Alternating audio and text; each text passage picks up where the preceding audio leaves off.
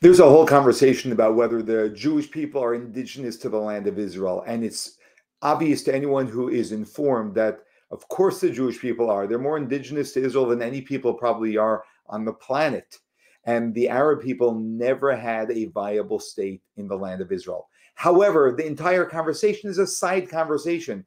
And Ben Shapiro does a fantastic job explaining this when he recently spoke at Yale University in response to a student's question. Let's watch this together.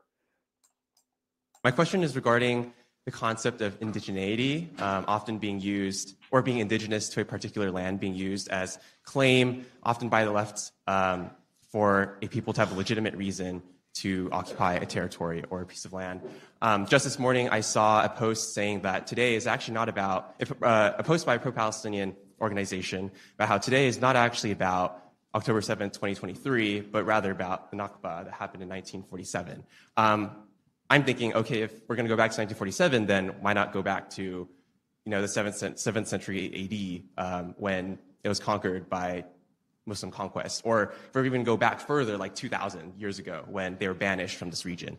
And so I just wanted to hear your view on what you think the importance or how important it is to even have indigeneity as a concept when discussing ownership or claim to a land. How should we understand it? Or if we do use it, how far back should we go? So, I mean, as you say, I think indigeneity tends to be much more of a, there's sort of internal claims and there's external claims. So internal claims, this is our land, this is the land that unifies us. Those are common and those exist across the world and there's nothing new about that. As sort of an external justifying claim, indigeneity tends to be a very weak response. And it tends to be a response, by the way. It doesn't tend to be the initial claim. It's not, I ought to have this land because my great-great-great-great-great-great-great-great-great-great-great-grandfather had this land. And we tend to perceive that as a very weak claim. We ought to perceive that as a very weak claim. It tends to be only used in the context of a counter historical claim, right? Somebody will say, well, I ought to have this land because my grandfather had this land. And somebody says, well, your grandfather had, he got it from my great-grandfather, right? And so it's more of a counterclaim. The sort of historic game playing here elides the central issue. Okay, so when I'm trying to simplify the Israeli-Palestinian issue, there's a very easy way to do this. Okay, the very easy way to do this is, would the world look better if it looked more like Israel, or would it look better if it looked more like, say, the West Bank under the Palestinian Authority and Fatah, or the Gaza Strip under Hamas?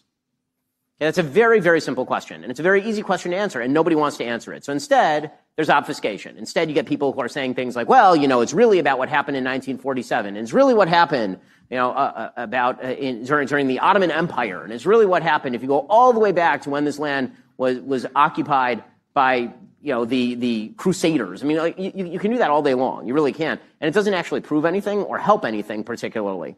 I mean, again, if you want to go back originally, according to the Bible, it was Canaanite. And if you want to go back to, most of the archaeology in Israel dates to, about the 2nd century BC when it was Jewish. And so this is a particularly weak claim. And we all know it's a weak claim, by the way, because nobody at Yale is proposing to give up the beautiful university to the Native American tribes who originally possessed this land, obviously. That sort of claim is, I think, a misdirect. I think it's a red herring. And I think that the people who use it definitely know that it's a red herring in order to avoid the obvious, which is everyone in the world would prefer to, by the way, including Arabs. Israeli Arabs are perfectly happy living in Israel, and none of them want to leave and live in the Gaza Strip or in the areas of Judea and Samaria known as the West Bank. No, nobody wants that. Thank you. Ben is so right. And let's ask this question. Are we better off with a Middle East that looks like Israel? Or are we better off with a Middle East that looks like the West Bank or Gaza?